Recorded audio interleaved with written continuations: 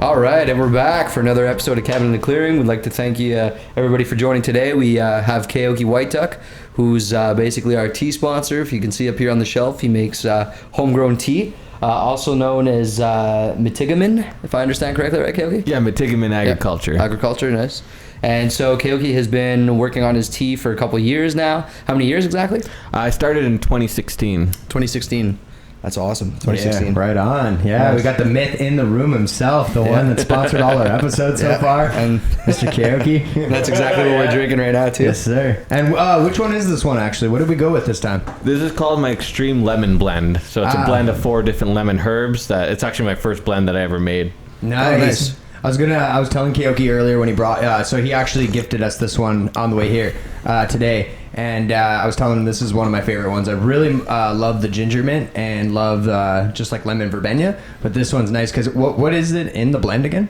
So in this blend, there's lemon verbena, lemongrass, lemon balm, and lemon mint. Nice. Yeah. Right on. I love it. And so today, citrusy sweet. And so today, what we wanted to talk about is basically just because, like, your story that really intrigues us. I think a lot of people on YouTube, a lot of people in the community would love to hear about it. And yeah, so if you could just kind of say what is your tea based on? Like, why did you go that route? So it all started, basically this whole business started back in 2015 where I grew, I'm obsessed with mint. It's one of my favorite plants. Mm-hmm. So I built a small little garden that had 9 different varieties of mint in it, including my favorites like peppermint or apple mint, orange mint, etc. And then later on that season, I harvested all the mint and dried it. And then around Christmas time, I didn't really have any money, so I thought it'd be a good idea if maybe I tried to sell all the mint I grew as tea. And it ended up working really well. I sold about $200 worth of tea that year, and there's my mom who actually suggested that maybe I pursue it as a business. Oh, no way. Yeah. Okay. Nice. And love that. And for the people who are listening, I think you went to school, right, for this, if I understand? Yeah, so I did have a couple of post-secondary education that I did. The main one being I have a certificate in horticulture from Camosun College in Victoria. Horticulture is basically the science and art behind plants. Okay. So just most any kind of industry to do with plants has to do with horticulture. Mm-hmm. So yeah, that's what I went to school for. I completed that program in 2014. And then in 2017, I took a Western herbalism course at a small little school here in Ottawa called the International Academy of Health Science. Okay. International Academy of Health Education. Oh, nice. That has a bunch of health-related courses in it. Anyway, so I took Western herbalism there, which gave me a big understanding of herbs and medicine. Mm-hmm. And then on top of that, I also studied part-time as a tea sommelier to understand everything I can about how to make and prepare tea and the industry. What does tea sommelier mean? Sorry, I'm not familiar with the term. So tea sommelier is, have you ever heard of a wine sommelier? It's basically somebody who's very well educated in whatever it be, wine or tea, but basically somebody who knows how to brew tea and basically knows everything about different types of like grapes and all that stuff. Exactly. If it was for wine. I'm guessing that'd be along the lines of differences in like what kind of teas have what sort of acidity to them, what's floral, what's more like, I guess sort of it'd be how to, one of the biggest things of a tea sommelier is how to properly prepare tea. For herbal tea, which is what I do, is very different, but for actual tea, meaning the plant Camellia sinensis, this is where we get green tea, white tea, black tea, oolong. It all comes from one plant, and it's just the way we process that plant is how we get these different kinds of teas. And with that plant, to make a perfect cup of tea, whether it be green tea or black tea or white tea, you have to have a very specific temperature and a very specific time. And so it's more complicated to make an actual cup of tea than it is a cup of herbal tea. Nice. Wow. Love that, man. And can you kind of just walk us through, or especially for the people listening, like what does Mitigomin mean, and what's the culture behind it? So Mitigomin is an Algonquin word for acorn, coming from a red oak. When I started this business, I just wanted to have I'm a Algonquin Anishinaabe from Kitigan-Zibi. Okay. For those you don't know, that Kitigan-Zibi is a Algonquin reserve based in Quebec, Canada. Nice. So I wanted to choose an Algonquin name to represent my business as it is taking place on Algonquin soil. So I was just looking through the dictionary and I came upon the Mitigomin.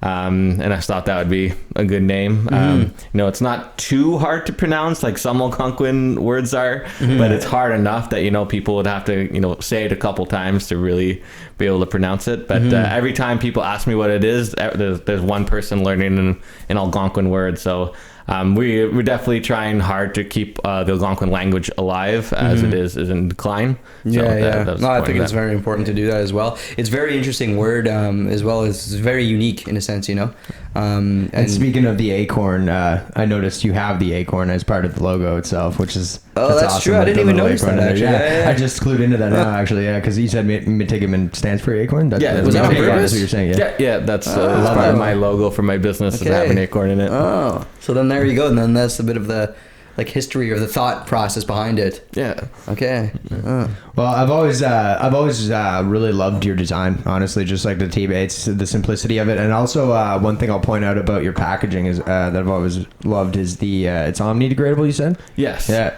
Can you explain a little more what that means, like in comparison to biodegradable, like things like that, like? Oh yeah, so the packaging I use right now is omni-degradable, meaning that it breaks down into soil. It is basically just made out of wood. It's a wood product. But the where I get my bags from, Tech Back Solutions, have a great product because it's all made out of wood, so it's all biodegradable. Oh, no way. Yeah, but they also have a really good technology that keeps the tea fresh for up to a year. Oh. So it works out really great. And yeah, then at the end of the day, I know my packaging isn't going to be another piece of plastic in the ocean. So that's and that's hitting home on a huge factor that's really important. I think people love biodegradable usage compared to plastic. People like that. I feel like there's a wave kind of going into that direction.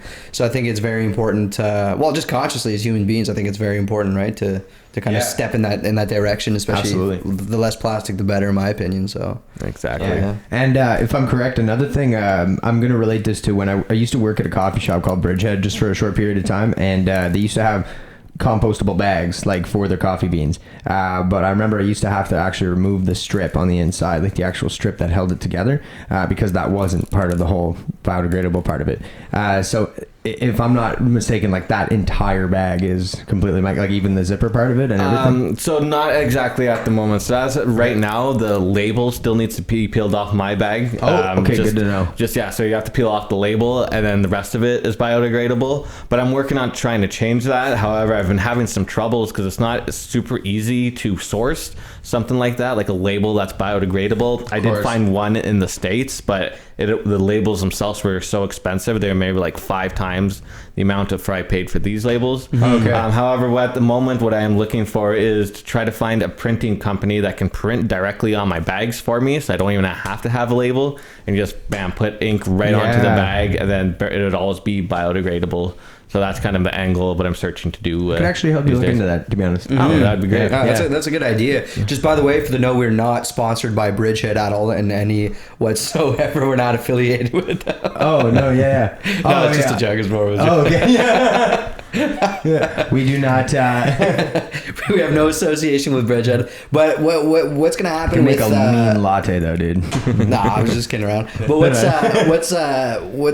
the packaging going to look like? Are you afraid that it's going to be there's brown bags, right? So is it going to be the printing on brown bags? Are you going to try to add some color in there, or what's the? Ideally, it would be nice to have color on the bags, but if it comes down to it, I would make it just printing on the brown bags even without color, because especially these days, a lot of the time people just buy off a website and never really see the product until it gets to them. Exactly. It is more important for the markets that I do to have nice flashy packaging to attract customers. But the end result is I want to have a biodegradable packaging that people can just feel good about throwing away, and it not being a part of a landfill or plastic pollution. For sure. And I mean, it's good that you let us know about the label thing. So you're just talking the one that says the name of the tea on it. So both, there's 2 labels on the packaging right now. The smaller bags have the 2 labels on one thing. Right. But the bigger bags, you have to rip both the labels off. Both. It's good to know, but honestly, man, I mean, you're already so much more advanced than a lot of companies in that sense that you're actually trying to. And I mean, you're a startup company, in your sense that you're running it yourself, you're doing it on your own dime. Like, it's cool that you're even going that direction to begin with. So, and but I have faith you'll figure it out. Oh, thank you. And honestly, it's already awesome. I remember you mentioning the Canadian Youth Council, I believe you said you were talking about. So can you just elaborate on that for anybody who's listening or somebody who's even interested in kind of stepping into that direction? I think it would be good for them too as well to learn about it a bit. Yeah, no problem. So I was picked for one of the first ever Canadian Agricultural Youth Council. So basically it's a council of what started as 25 Canadian youth who are in agriculture. And we just do a lot of advising to certain sectors of the government, mainly AAFC Canada, which is Agriculture and Agri-Food Canada. Okay. Those are the people we mainly work with, and we advise them on stuff, anything related to agriculture. As of right now in Canada, the average age for a farmer is something about I think it's 60 or 56. Anyways, it's really high. So all these farmers are super old. There's not enough young people getting into agriculture, and so that's part of what the Youth Council does. Is one of the missions is how can we properly make it that we can start getting younger people into agriculture, and the boomers who are now retiring and that are still working. Some farmers are still in their 70s and still farming. So they were trying to have a good transition. But I'm glad you brought that up because as of right now, so my term on the CAYC, or the Canadian Agricultural Youth Council, is 18 months, and that term is going to be coming to an end on July 1st. Okay. So right now, if there's anybody who is a youth, meaning 18 to 30, who is interested in agriculture or is involved in agriculture, you can actually sign up to be on the Youth Council.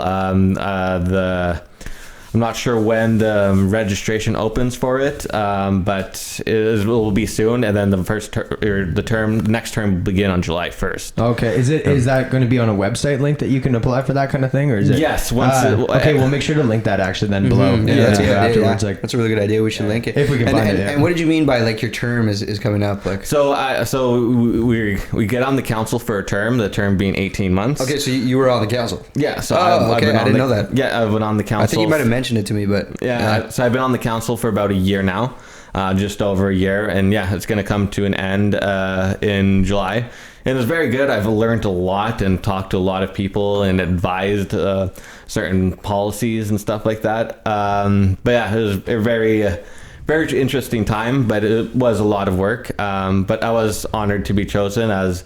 When they first put out the call for potential members, there was 800 people who applied across Canada. Wow! And there was only 25 of us who were chosen. So, oh wow! So they have they want at least one person from every province and territory. In some of the bigger provinces like Quebec and Ontario, there's about 4 or 5 different people from each one. Yeah, and you were chosen. Yeah. Oh, that's awesome. I'm actually the only Indigenous member of the Youth Council. Right on, dude. Yeah. That's awesome. Good. That's amazing, dude. And honestly, man, I just think it's really beneficial that you're working with youth to help people learn how to grow food and utilize it more, because especially with the day and age we live in and where things are progressing, I see a lot of decline in access to food. And also there's an abundance of mass produced crappy, unhealthy food for people that, that's what we're eating every day, or that's what people are focusing on. It's really good that you're providing a service to look at it from the other side, and that's, so stoked for you, man. And this applies, so I guess that was volunteer work in a sense? Yeah, it is volunteer. It's not a paid thing. It's just volunteer work. But it's good experience. Have you ever done any type of other volunteering before like that, or was that Yeah, I've done a few different volunteer things throughout my career. This one time I started a small garden in my home community of Kitigan-Zibi, because I wanted to start getting kids into growing, right? I think, growing your own food is something that should be taught in schools. Yeah, I agree. So I took it upon myself I went to the principal, and she agreed that, yeah, we could do like a little garden. So I basically set up a small little garden, and we grew a few vegetables. We only did it for 1 year. Nothing too much ever came of it. But I have done volunteering in that. Yeah, that's actually something I actually noticed, especially like since the pandemic started, is basically a lot of people were like looking for like, just like tomato cages or other types of supplies, and everybody started like home growing in their gardens essentially at home, because there's nothing else to do, right? Absolutely. So that's something that I actually noticed. Even going back to what Guy was saying, we were doing it. We talked about it before in one of our last podcasts, but you helped me out, dude. So as far as Kayo-Tea's advising, he even helped me grow my garden. Like, he gave me all the dirt for it and everything, and I think he gave me the basil plant. I think there was one other one he gave me. There was some strawberries. Yeah, the strawberries. That's it. Yeah. And so before you started getting into like agriculture, home gardening, and creating your business, did you have did you know that that's what you wanted to do, or is there like other jobs that you were done that are similar into that kind of scope, something that was kind of directing you towards where you are now? Yeah. When I was 12, I would have thought you were been crazy if you were to come up to me and tell me that I would be a tea farmer in my future. But yeah, I started working out in. I did a lot of forestry when I was younger, so I did tree planting for a few seasons. I did about 250,000 trees over my career. Then I also worked some other jobs that have to do with horticulture. Like, I was a landscaper for a while, where I took care of people's gardens. I also worked for another landscaping company. I worked in nursery operations, including silviculture nursery, which is a nursery designed for forestry, and also a landscape nursery, which is a nursery that grows, sells, or propagates and sells plants for landscaping. Okay, that's awesome. That's sweet, dude. And would you say that that kind of experience in, say, the tree planting side of things, I know you've told me you have a lot of very long days of working in the garden, and it gets tiring, and you have to have patience and stamina. And like, do you think like working in that kind of environment of tree planting kind of helped lead you to have that patience and that kind of like physical, and mental strength to get through that? Very much, yes. I think all my prior jobs prior to my agriculture career definitely helped me gain skills and knowledge, and to be able to work in agriculture and do those long days and whatnot. So yeah, absolutely. I think very much they paved the path for me to work in what I'm doing now. Sweet. That's awesome. That's awesome. A lot of things too is like, we talk a lot about mindset, and and just like overcoming and just realizing that like you're in the moment, and it's like, yo, you gotta put everything on the side. So what, do you have any techniques for you to like kind of like, because at the end of the day, you're a small business owner, right? And like there must be some type of grind or like hustle associated to that. So what do you do? Like, what are your work hours? Like, what's your motivation? Well, my motivation right now, the biggest thing is for me to get a bigger farm. Like, I want to buy a farm property, which I am actually putting an offer in for one right now. But yeah, to be able to do this full time, because as of right now with the whole Mitigomin agriculture and Kayo-Tea business, I can't do it full time. All the tea I grow comes from 1 acre of land that my family lets me use. So I've only been working off 1 acre, but hopefully if I get this farm that I'm looking at now, I'll have 16 acres too. Oh, nice. And then I'll be able to eventually start working and do this full time. As of right now, I only have some other jobs that help supplement my income. Exactly. To grind. Especially once you get into agriculture, a lot of the times you don't get paid every 2 weeks with agriculture. Especially with my teas, you work really hard during the spring, you don't make any money, and then you make a ton of money in the fall and early winter. That's just the nature of agriculture. So yeah, I'm working on it to eventually be a full-time where I could be selling tea all year round and have enough inventory to sell all year round, and also just have enough time and space to work in agriculture all year round. But as of right now, I have other jobs on the sides. What would that look like though, like inventory wise? Like, are you looking at like, because I know you can grow stuff during the winter, but with like those I forget what they're called, sorry, like houses, greenhouses. Yeah, exactly. Yeah. So what does that look like in terms of that? Do you think you'd ever go that route, or you just overstock, make it a bunch, and just like not sit on it, but like like just I guess stock it. Yeah, that'd be the latter one of those. So yeah, I try to grow as much as I can during the growing season, and then during the winter months try to sell the tea. And it takes a long time for me to process all the tea and package it because I do it all by hand.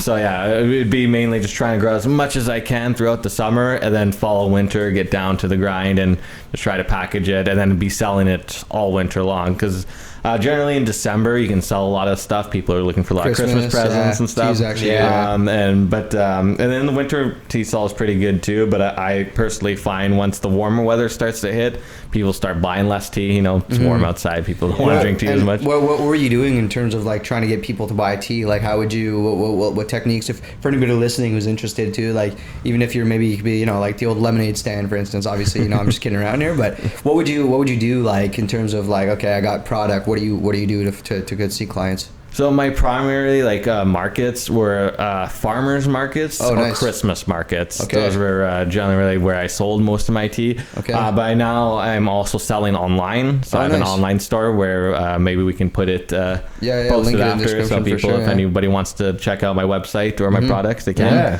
So I've been doing that. I'll also this year in particular, I had a lot of large orders because sometimes people they like to order they need a corporate gift for 300 employees or something, so I get of those sometimes. So Has that happened? Yeah, it happened actually. That's the way I sold most of my tea this year is through large sales like that. Wow.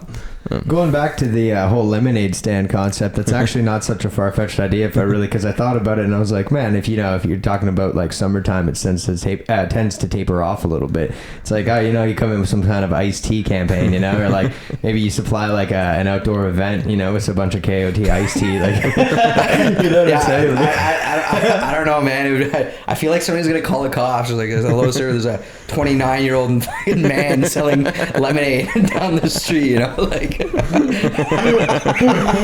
of Karens out there looking to get a killer. We're not 10 anymore, but yeah, no, I lost.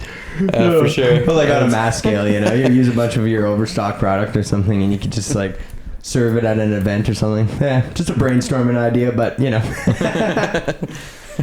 leave it as a possibility. Yeah, we'll get back to you. Well, we'll call you back in 5 business days. Yeah, 555.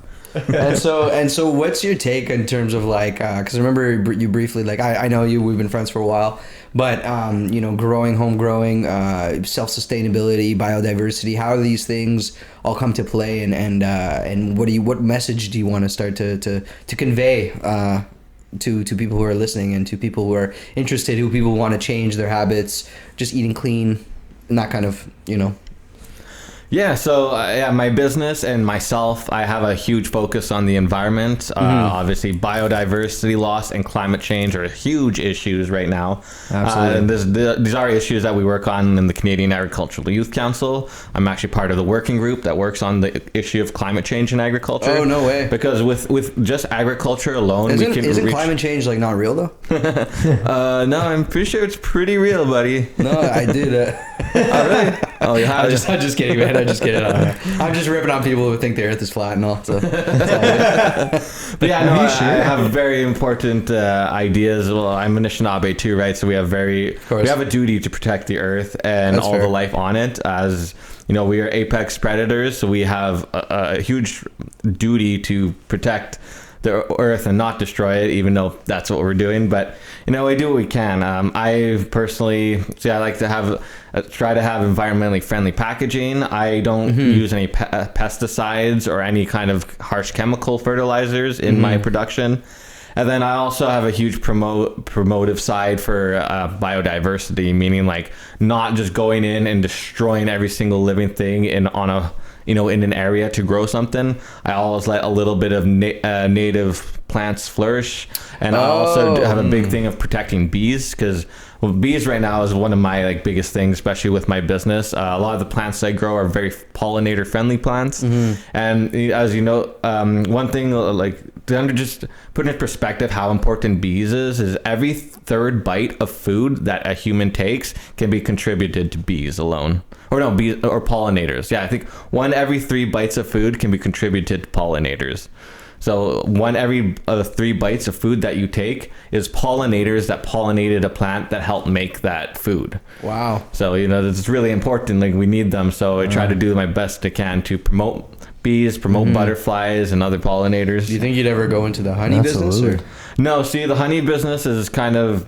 It has its benefits, but it also has its downside too. Yeah. You see, because honeybees, the honeybees that we use to get honey, aren't native to North America. They're a type of bee that came from Europe. They're a cultivated bee, a domestic, not domesticated bee, and they're actually not that good for the wild beetle population. And a lot of the times, when this is a message I really like to get out there, is that having domesticated bees isn't always good for the pollinators. Everyone's always thinking, well, the pollinators, if we're helping the domestic bees, the ones that make us honey, isn't that good enough? The answer is no. We need our wild pollinators.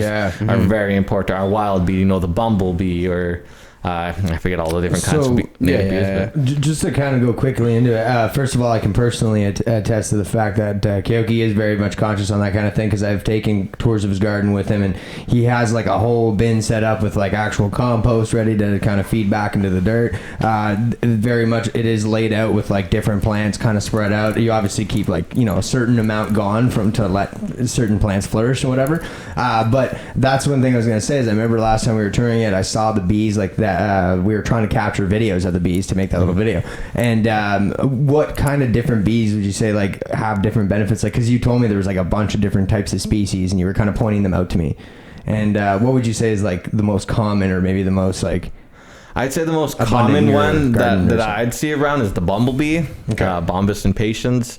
There's just a ton of them, and a lot of the plants that I grow they just love the certain plants like mint and agastache. The bumblebees just love.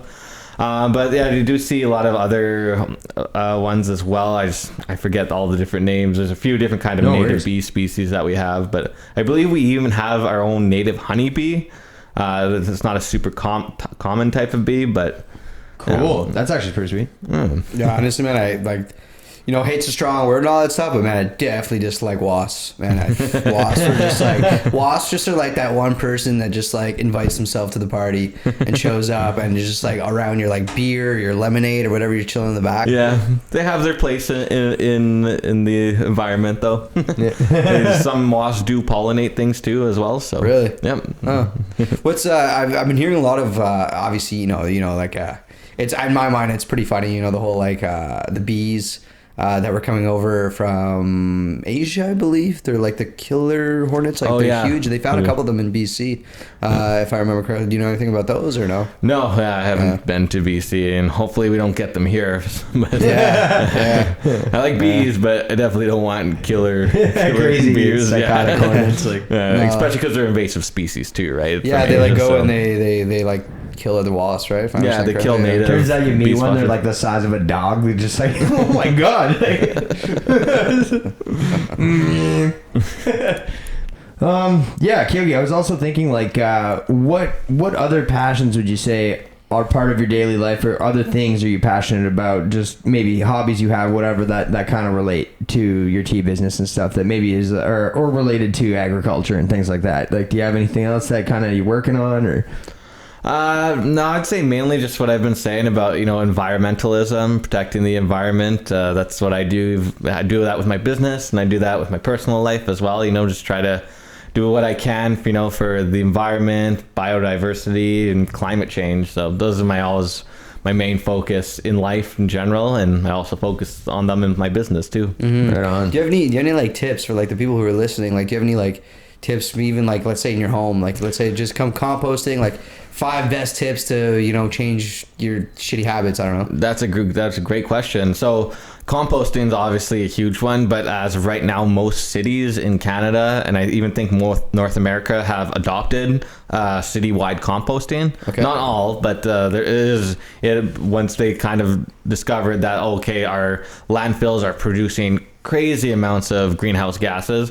If we separated the biomass, which is all like the food stuff, scraps that we throw out, and we could limit that amount. And so that's what they're doing now, and it's been a huge success. Most cities now have a citywide composting, so just doing your part to compost is a huge step. Okay. Another thing I could say is providing for biodiversity specifically, is instead of just having a lot of people in the cities especially just having like nice green lawns, and green lawns, they have their benefits as they are a good carbon sink. Like every time carbon comes off from a car, they'll go into the leaves of the grass, and every time you cut it, all the leaves of the grass are going back into the soil after you cut them, and that's when those leaves decompose. That's carbon and nitrogen going back into the ground. No way. So they have a small benefit, but for in terms of carbon sequestration, but they don't do anything for biodiversity. So what I could say is that if you have a lawn, try to let a few native plants or flowers grow in there.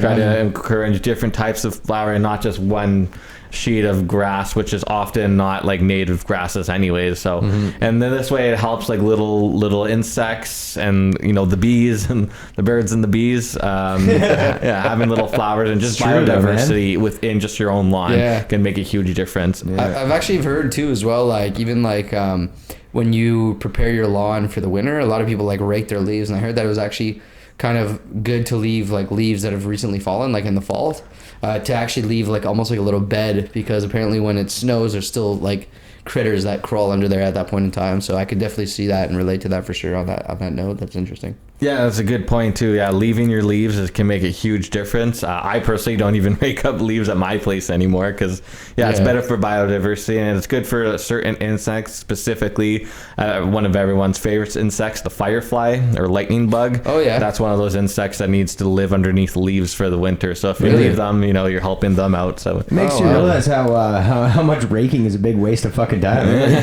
You're just like, right, I've been raking all these years, and it's just like I'm just like doing like bad for the earth. Well, it's definitely socially like constructed, where it's like if your fucking lawn isn't fucking spick and span, your neighbor's gonna get pissed. 100%. You know what I mean? What he's saying about socially constructed is like the whole idea of a lawn in the first place. Like people are like, it's got to be mint, it's got to be clean, it's got to be fresh and cut and like just grass, and it's like, yeah, but it's not doing anything. Like, there's even areas I don't care. Like maybe other people care visually, but there's I don't know specifically for our location, but I've heard that there's definitely locations for sure that like people will get pissed off and like contact the city.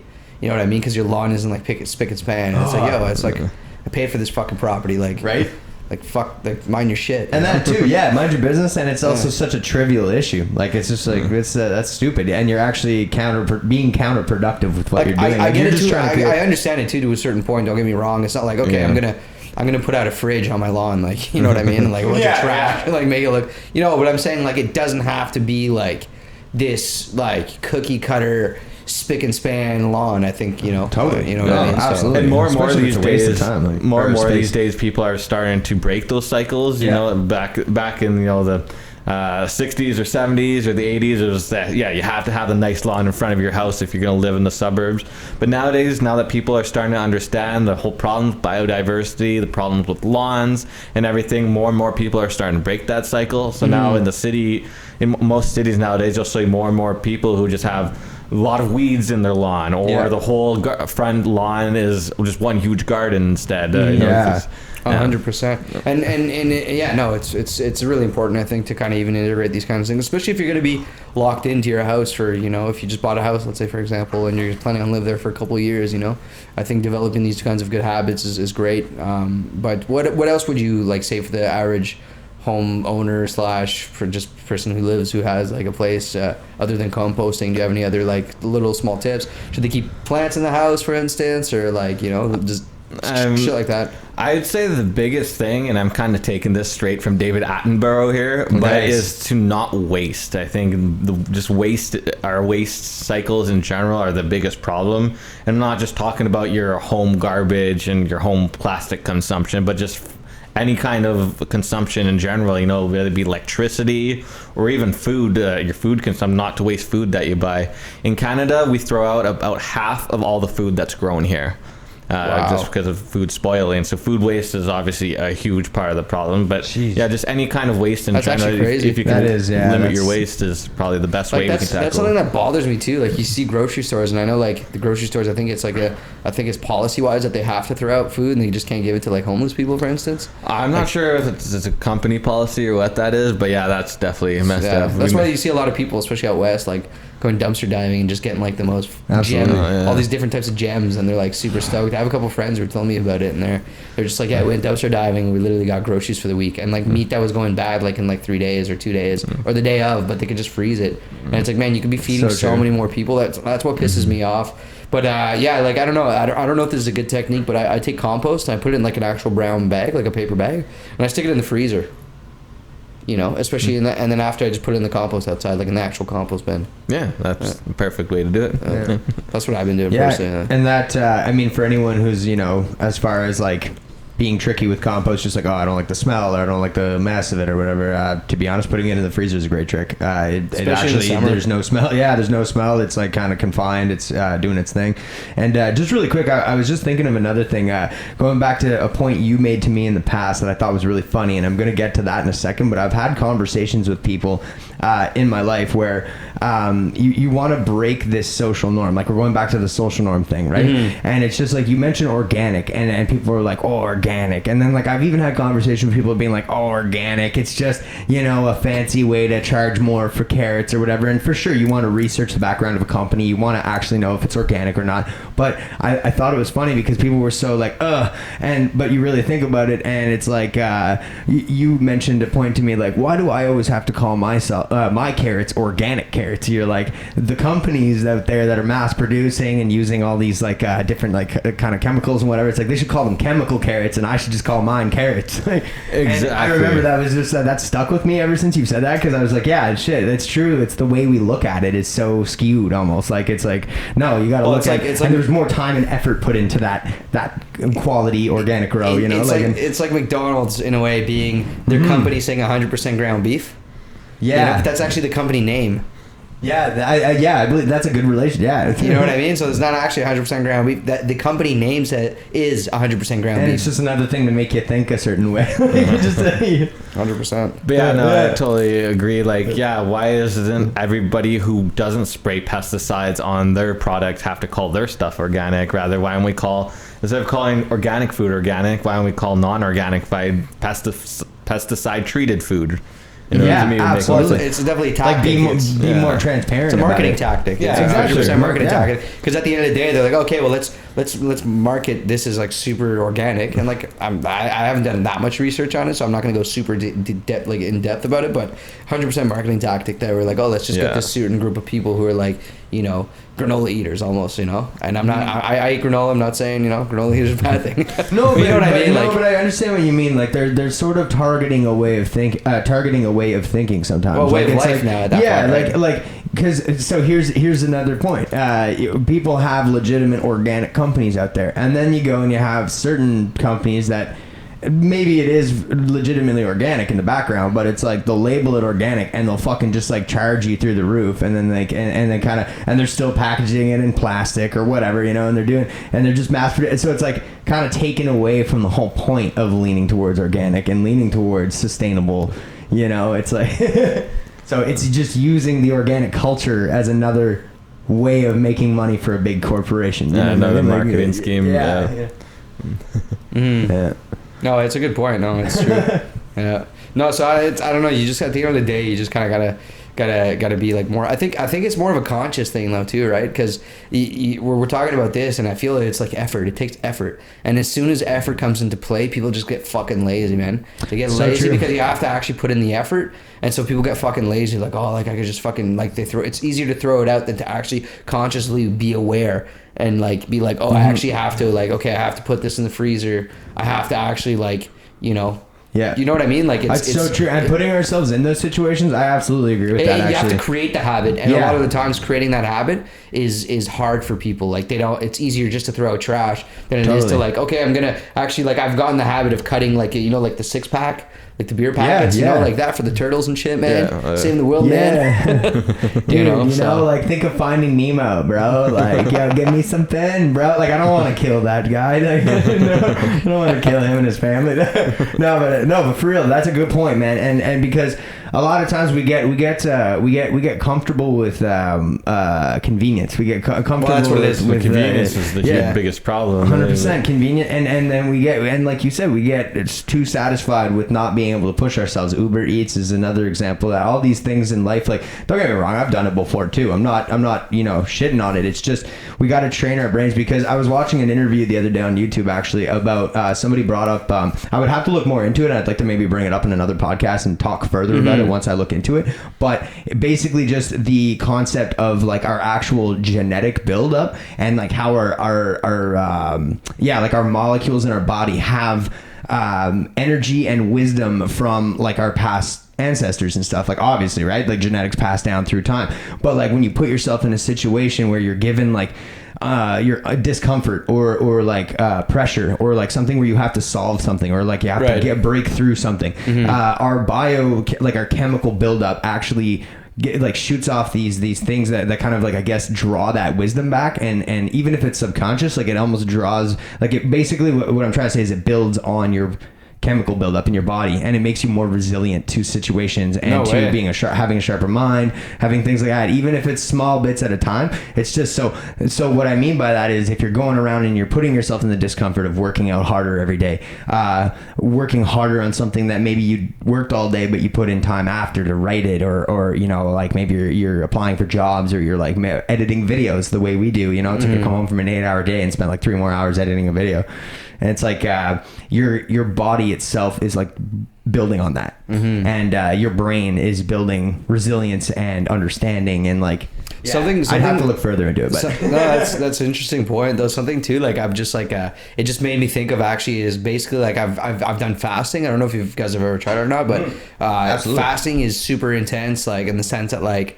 Something that I noticed too is you start to fast, right? So it's like your body kind of goes into this like weird, like, you can get nauseous, you can get a headache and stuff. But if you look back at like our ancestors, people would go hunting, right? And they wouldn't eat. Sometimes they wouldn't eat for like a day. So during that time, it'd become like a fast, right? Which is actually helps like your cells regenerate, helps your gut health, helps there's a bunch of different like health benefits from fasting. But you can really see it, like you almost go into fight or flight mode in a way when you're fasting. It's just like you kind of like, where you even hear food, or your senses sharpen, your eyesight gets like more intense. Like you can hear different things, and it's like your body going into that like animalistic, like, oh god, I'm hunting mode almost. It's very, very interesting. It is. So, absolutely. So yeah. I don't think fasting's for me, but it's cool that you do it. I mean, I do it once in a while. Like, I don't think it's like, it's in it's in a lot of different religions too as well. Yeah. But I just do it for the health benefits, because I think it is good to actually, give your body a break, especially when it comes to like all the type of shit that we have in our foods nowadays. Going back to that, there's certain foods that can just cause inflation. Not inflation. Inflation's a real thing.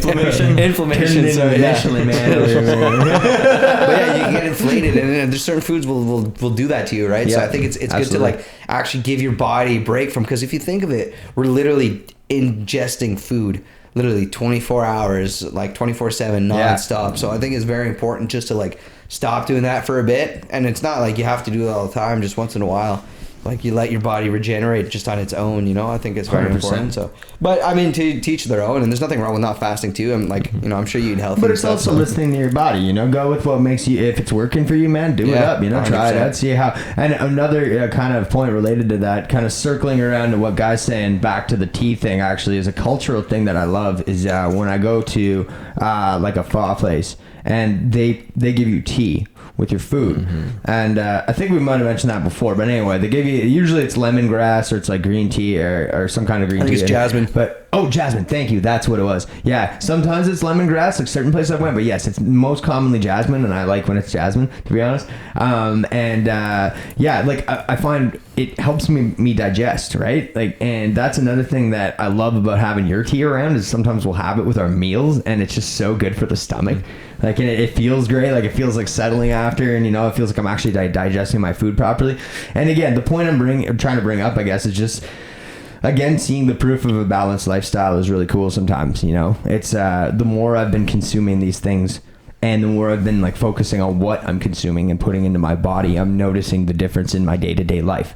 And Yeah, I got a lot of herbs that helps with digestion. So, yeah. What did you what did you base your teas on? Like, how did you decide? Like, okay, this is gonna do this is gonna do that. Lemon balm. Like, what was the process of deciding all the different types of teas you were gonna make? And it was just through research, or? Yeah, basically I did it all through research. Before I got into it, I think I told you about the mint plants. So the mint I already kind of knew a lot about, but it's basically, since I actually started the tea business, I started just researching what plants can be made into tea. And I found out a lot of plants that can be made into tea, but not all of them deliver like a nice, pleasant aroma like the way most of mine do. So I picked mainly aromatic plants, meaning plants that have strong scents, like mint family plants and stuff like that. Basically it's just through research, and then when I found something, this plant's an interesting plant that I can grow, I'll give it a try. Then I grow it, and then I'll drink a cup of tea, and then I'll make a few cups for people around me, usually people in my family. And if I get an agreement from them all, like, yeah, this tea tastes pretty good, then bam, this is now one of my products. If I serve it to everybody and they're like, oh, this is gross, I can't drink this, then it doesn't become one of my products. So I've tried a lot of like bitter kind of teas, but none of them actually made it into my product listing because they're not really an agreeable taste to a lot of people. So it's a good way to do it, man. So then you basically so you did a lot of research. Okay, because I've noticed that actually about like the teas that I drink, especially the lemon balm one and the raspberry leaf. Those are probably my two favorite. But what about the forest blend? Is that new? Yeah, so I have now 5 different types of blends. Okay. So 2 that I've been doing for a while. One's called the Extreme Lemon Blend, which I'm about to drink a little bit right now. That's it. So that one's made out of, I think I've told the ingredients for that one: lemongrass, lemon balm, lemon verbena, and lemon mint. Then I have another one called Fruit Salad Blend, which is lemon verbena, pineapple sage, banana mint, apple mint, and raspberry leaf. Okay. And then the new this year, I've been getting a lot of people asking me, like, do you have any more blends? And so I was really started to get into making blends this year. So yeah, the one I believe you've tried already is the forest blend. So that one's just a blend of a bunch of different plants that you would find in the forest, including raspberry leaf, balsam fir, Labrador tea, and sweet fern. So those are all in native plants to this area. Okay, because when I was drinking it, like, I feel like it's very like strong and potent. It reminded me of people make pine needle tea, I think. Yeah, it kind of reminded me of that. Like, in a way, you can feel it in your nasal pathway. Balsam fir is a type of conifer that is related to pine, actually. You might find little needles in it, and that's a conifer leaves that you're drinking. Okay, because I think it was you or something. You're like somebody took a sip and like, holy shit, bro, it feels like I'm drinking a forest. Yeah, 100%. The best way I could describe it is like if there was fresh rain in like the woods, and that kind of aroma of like a fresh forest rain, like 100%. that's what it kind of tasted like a very deep, bold, musky, like kind of piney, like No, right away I noticed that, and I'm kind of curious too as well, like what like, obviously there's health benefits for sure. Like, I mean, I've felt it just personally, like just drinking tea in general, like you feel it for like digestion. I don't know all the health benefits, I'm not a doctor, but like I'm sure you can kind of like just say different types of things that you think that tea helps with. Yeah. So, I mean, there's definitely a lot of legalities around saying health benefits of your products that I gotta watch out.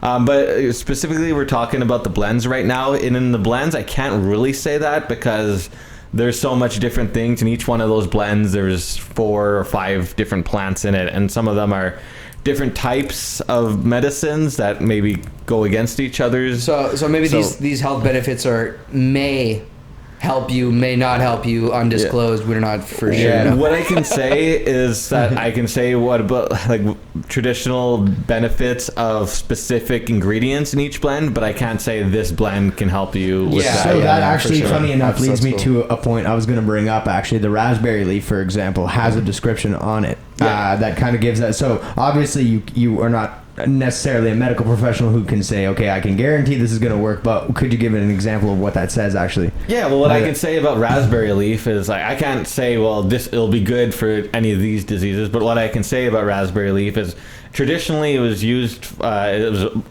mainly a women's medicine, as it was given to women before childbirth in the third trimester, and it's still a commonly consumed beverage today for pregnant women, only in the third trimester. No way. As well, it helps. So raspberry leaf is astringent, and astringent plants tighten up different organs in your body, and so it helps a lot of women with menstrual cramps, as it helps tighten up some of that area, and it helps. That's great, I've had a lot of women in my personal life who were having these issues, and I've made them cups of raspberry leaf, and almost every time that I made them a cup of raspberry leaf, they said, "Oh my God, that helps so much. It doesn't hurt as much now." And wow, see, I love to hear that, and Yeah, that's why I had I no loved that idea you about had that. this. Yeah, I had and that's no why idea. I loved like, because I had read that description one day because we have the raspberry leaf, and I just was like, wow, that's cool that he actually kind of defines that on the bag, because I was like, that's beneficial for people. And now you telling me that you physically, well, obviously you would have, I'm sure, examples where it's worked, but just, you know what I mean, like you telling me that it's cool because now we can spread it to anybody. Again, going back to anyone who's listening to the program kind of thing, like you can use that knowledge and buy some raspberry leaf from Kayo-Tea, you know? Yeah, that's sick though. Like, man, I love that, dude. So yeah, and honestly, man, I think it's a really cool thing. And going further on that point, you were mentioning earlier you wanted to talk about specific types of your tea or anything. Yeah, like that, I would just maybe like to give a mention to anybody who's interested in Kayo-Tea out there, what exactly I do sell, what my products are. Mm-hmm. And so yeah, I've mentioned the mint is what got me into this. I'm going to start with that. So I do sell the very common kinds of mint you would find in other tea shops, including peppermint and spearmint. But then I found a bunch of different interesting cultivars of mint that I really like that I also sell. And these include things like pineapple mint, apple mint, ginger mint, Moroccan mint, strawberry mint, orange mint, banana mint, and silver mint. So those are just some different varieties of the mint plant that I found that I find make really good teas. Ginger mint is probably my best seller. Everybody's always after the ginger mint. Yeah.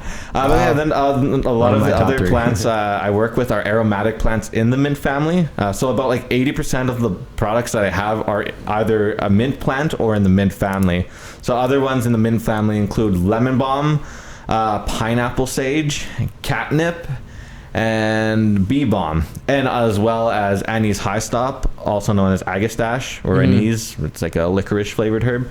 So yeah, those are all the aromatic herbs, and then I have a few other aromatic herbs that include lemongrass and lemon verbena, as well as I do sell a number of native species, including raspberry leaf, balsam fir, Labrador tea, and sweet fern. And as well as I do sell some other random types of tea like stinging nettle, which is a very nutritious herb. It's not exactly my best tasting herb that I sell. Tastes like dirt, but that dirt has a lot of nutrients in it. There you go. And then as well, on top of those plants that I listed, I also have my blends that I make. So I mentioned the extreme lemon blend, the fruit salad blend, the forest blend, and then I also have one called the morning dew blend, which is mojito mint, Siberian ginseng, stinging nettle, and holy basil. And then I have one called in the evening, which is meant to be like a tea that helps you go to sleep. And that one's lemon balm, anise high stop, and catnip. So yeah, those are all the products that I have as of right now. But every year I usually gain about 2 or 3 products, 2 or 3 herbs or blends that I made. That sounds like a lot of different variety right there. That's awesome, and I've always found it very impressive going over like how, and it's cool because I was actually able to see the difference like after visually him pointing it out, but like just naming all the different mints, and like I'd walk up and it's like it looks like just another patch of mint, and then you kind of go closer and little sort of changes in the leaves or like the coloring or the way the spines look on the leaves and stuff like that, and you'd just be like, yeah, this is orange mint or this one's like peppermint or whatever, and it's really cool to see that. But like the fact that you have an eye for that is impressive, man, and that's awesome, dude. Like that, and that's such a wide range of teas. And just one really quick story. I won't go like I won't say the full details or whatever, but just when I was in Amsterdam that one time at the Cooking Off Gardens, I remember like taking a picture, and I was just making a joke, and I was taking a picture of a tulip, and it was like a sort of off-white tulip with this very abstract sort of like red drip, like almost like bloody drips on it. And I just remember taking a picture of it with like a pencil drawing I did of Kayo-Kee's face, and I was just like, look, you're here, man, in the Cookenhof Gardens or whatever. And but I just remember literally like he goes, oh yeah, it's so funny, dude. And then he literally like gave me the Latin name of which, do you have that offhand? Like tulipa, which means tulip in Latin, sempervirens. Okay, which is the name of that tulip, which turned out to be a very prized tulip back in the tulip mania in Holland back in the 14th century or whatever it was. Yeah, because tulip was like a huge commodity, correct? Yeah, big tulips came a very huge commodity in Holland, and I forget which century it was, but it got to be a really crazy time where people were trading boats and houses for certain tulips, and tulips eventually became a thing of stature. You know, if you had these types of tulips in your yard, you know you were a high class citizen. Wow. And so that became but then as quickly as it came, it fell. But the tulips are still a huge thing amongst the Dutch. So for sure.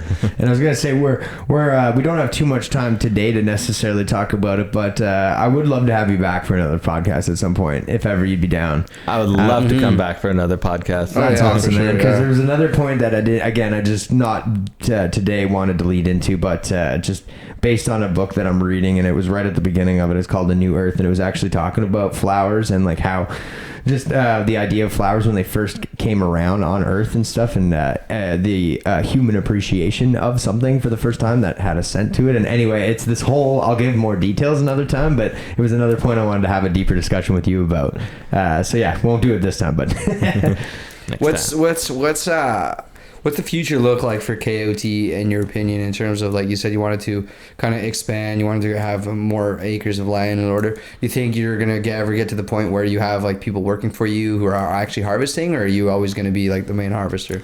So I'm eventually hoping, yes, to have employees work for me to help me do all the harvesting, and maybe eventually bring in machines to help do all the processing, because that's also a huge part of the producing the actual package. Mm-hmm. But in the future, I'm hoping to buy a farm. I'm waiting to hear back whether I have, because I put in an offer for this beautiful piece of 79 acres that has about 16 acres of open farmable land. Wow. So if I get that, I could see myself definitely in a couple of years needing some employees and people to help me out that's awesome. to do all my duties. Hey, depending where I'm at in life, man, I can always help. I'll always help you. I'll always help you no matter what, man. But that's awesome. So that's what the future is looking like. It looks like there's a bright future on the horizon for Kayo-Tea. Yeah, I sure hope so. Yep. Well, I mean, if the future of Kayo-Tea tastes as good as the tea itself, it's a bright future. It's a bright future. Yeah. I think the future is steeping. That's funny. There you go. That's hilarious. Is there anything, final words that you would like to kind of convey, Kayo-Tea, to the people who are listening, in terms of, you know, if maybe they're afraid to buy tea, or maybe they don't even like tea, or... I'd say give it a try first, and I'm sure some of my products will convince you otherwise if you don't like it. There you go. But yeah, I sell online. I'll have an online store going, and we'll put that somewhere where people can reach it, and give it a try. Yeah, that's it. And maybe some final words just about like kind of composting. Sorry, what little things that they could do, like just home wise. Think off the top of your head, anything that you can think of that will help, like, the environment, right? Yeah, I think one of the biggest things that people can do actually is to grow their own food, like backyards, garden. Anytime people make a meal out of food they grow in the backyard, well, that's a couple less pieces of plastic in circulation. Right. I feel like the more you can. Not everybody has the opportunity to grow a big garden in the backyard, but for the people who do and the people that can, I'd say start growing your own food and quit being reliant on grocery stores and other unsustainable parts of the agriculture and agri-food systems, and grow your own food. That's great advice. That's great advice. I think I'm gonna have to listen to that too. I mean, I'm a bit guilty as well, but we did start a little garden in the back, and gonna keep emphasizing on that. Yeah, even just being conscious of when I go to the store and I grab produce, I just try not to bag it up. Really, like I mean, I just wash it. Like, actually, honestly, I hand bomb all that shit in a fucking reusable bag, and I just like wash it at home. You know, it's like I feel like I don't need all the plastic little bags like nets. There's Like these little nets. There's like these little like little nets or whatever. And they have like you pull them and they get like tied, but it's like basically like a bag. You put all your vegetables in. Yeah. Yeah, guy gave me some for anyone out there. Actually, if you ever see these around, these are really handy. It's literally a mesh net bag that you can use as like when you're going to get kale or you're going to get asparagus or you're going to get like broccoli, and you always put it in those plastic bags. It's literally a reusable bag that you can wash. And you just bring them home, and they're just like tiny little mesh nets. That's great. Yeah. Those are really super Love useful. That you brought that up. Well, Kayo-Tea, these are wise words. I mean, I was really impressed of how much knowledge you actually. Well, obviously, you're working in that type of industry, but I was really impressed with the knowledge that you brought to the table today. I learned a lot, honestly, just sitting here and listening to you. So for that, we are grateful, and we're definitely going to get you back too, because people who are listening, they're going to be interested in seeing how you've evolved. So it's going to be great to have you back. But for today, we'd like to thank everybody for listening. At Cabin in the Clearing, this is Kayo-Tea White Duck. We're going to link his tea website and his Facebook page. You guys can go follow him. We'll leave our personal Instagrams, all our stuff like that. Like I said earlier before, or like I say every time, follow us, don't follow us, it's all good. We're just trying to spread some love. Any final words that you'd like to say, JP? Just thanks for coming out, man. Honestly, it's been very humbling. I agree. I've learned a lot. I always love talking to you, learning more, and just progressing towards a better world, man. Well, thanks for having me. I really appreciate being on here in Cabin in the Clearing, and I look forward to the great work that you two are doing. Thank you. Make sure you bring a bag of tea next time. He brought one this time. Just bring one every time. As long as there's words from the sponsor, I'll keep bringing you tea. That's it. Thanks, buddy.